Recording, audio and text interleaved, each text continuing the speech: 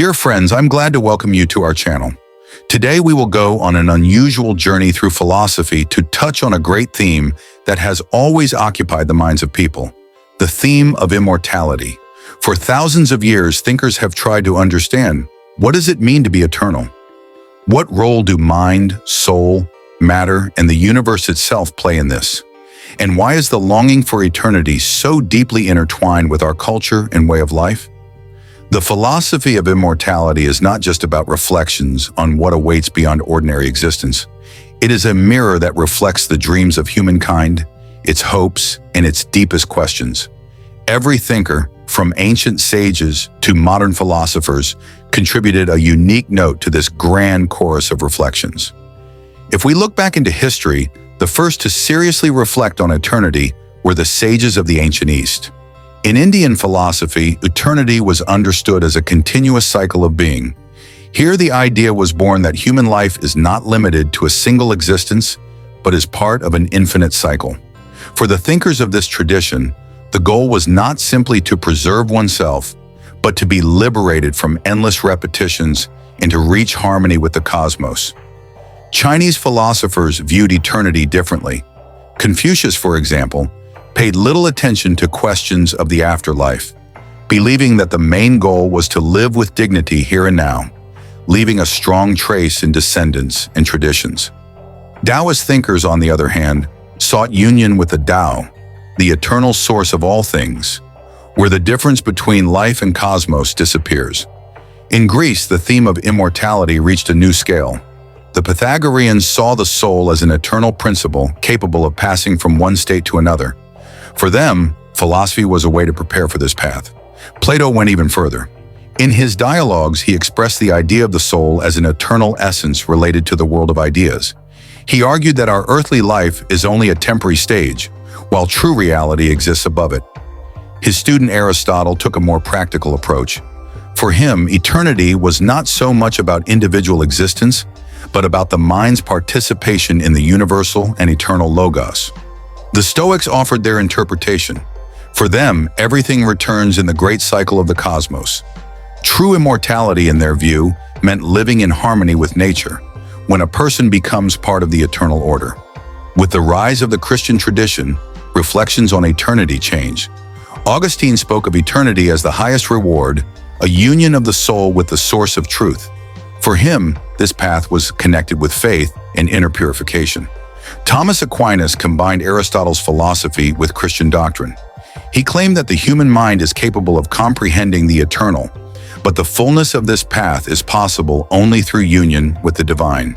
Here, immortality was no longer only a philosophical category, it became a source of hope, of personal meaning, and of aspiration. In the Renaissance, thinkers once again turned their attention to the human being as the center of the universe. Giovanni Pico della Mirandola wrote that a person is a creature with the freedom to determine their own destiny, and in this lies the key to eternity. The humanists of that era emphasized that humans are eternal not only in a spiritual sense, but also in the legacy they leave, in art, discoveries, and created ideas. In the modern age, philosophy turned more and more towards science. Descartes, in his reflections on soul and body, argued that the rational part of a person carries within it an eternal element not subject to decay. Pascal, reflecting on the greatness and weakness of humanity, saw in the longing for eternity proof that people are made for something greater than ordinary existence. Kant offered a special interpretation. For him, immortality was a postulate of practical reason. It was necessary to give meaning to humanity's moral striving for perfection. Without the idea of eternity, these aspirations would be fruitless. In the 19th century, many thinkers took a new look at the question. Hegel considered eternity as the process of development of the world spirit, in which humans participate as part of the whole. Schopenhauer connected immortality not with the individual, but with will, a universal principle manifested in every being. In his view, the personal I disappears, but will itself is eternal. Nietzsche spoke of the eternal return, in which everything repeats endlessly. For him, this was a challenge. Can a person accept life so fully that they would wish it to repeat again and again? Thus, the philosophy of the 19th century shifted the focus. Eternity was no longer only consolation. It became a task, a trial, a question of courage. In the 20th century, the theme of immortality became even brighter. Existentialists such as Jean-Paul Sartre and Martin Heidegger argued that a person must accept the finiteness of existence to gain true freedom.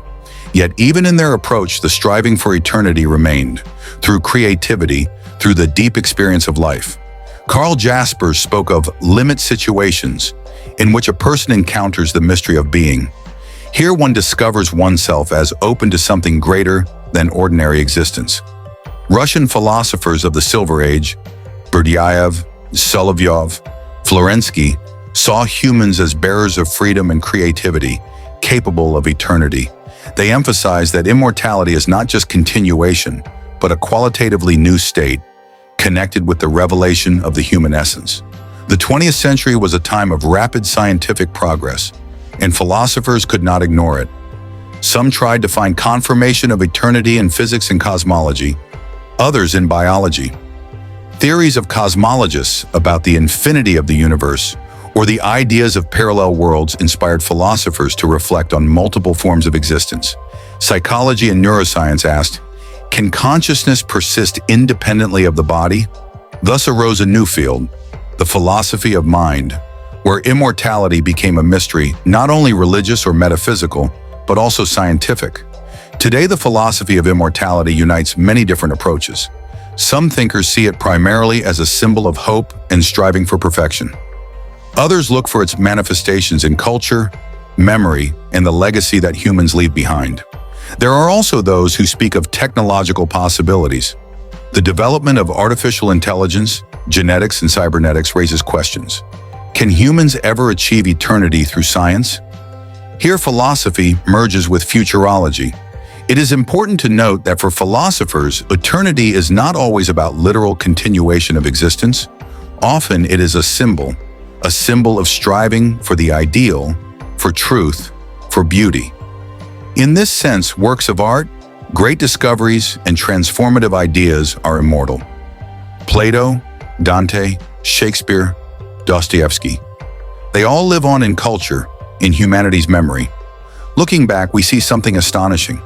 From ancient Indian sages to modern thinkers, the idea of immortality has always been linked with the most essential, the search for meaning.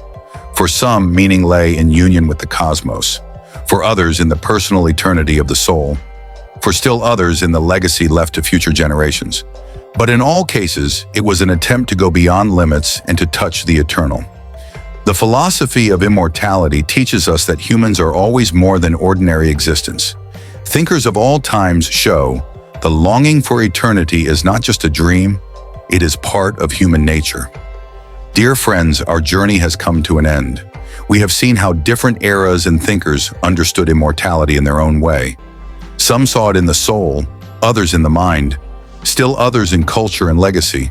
But they were all united by one thing, the striving to transcend boundaries and to find the light of truth.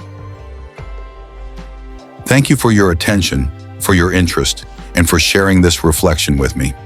Until we meet again, dear friends.